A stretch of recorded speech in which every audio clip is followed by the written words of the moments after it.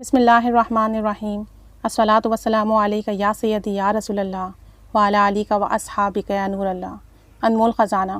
لا الہ الا اللہ الملک الحق المبین محمد رسول اللہ صادق الوعد الامین۔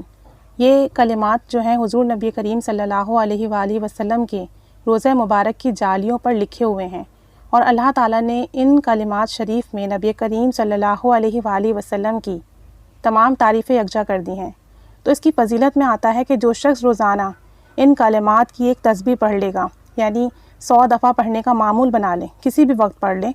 تو اس شخص کو اللہ تعالیٰ قبر اور حشر میں سکون دے گا، کامیابی دے گا، دوزخ کی آگ اس پر حرام ہو جائے گی، دنیا میں بھی وہ شخص عزت پائے گا اور آخرت میں بھی اس کے لیے آسانی ہوگی، اور مشکل سے مشکل کام بغیر کسی تدبیر کے اس کے لیے آسان ہو جائیں گے، اور وہ سوچ بھی نہیں سکتا کہ مال اور دولت اور رزق اسے کس طرح سے ملے گا، وہ مالا مال ہو جائے گا۔ ان کلمات کو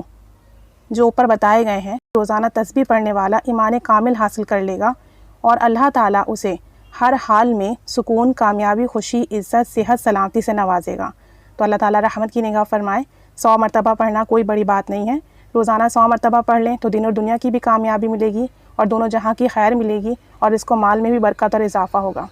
اللہ کریم کرنے کی توفیق عطا فرمائے، پڑھنے کی توفیق عطا فرمائے، آمین۔ صلی اللہ علی محمد صلی اللہ علیہ وآلہ وسلم۔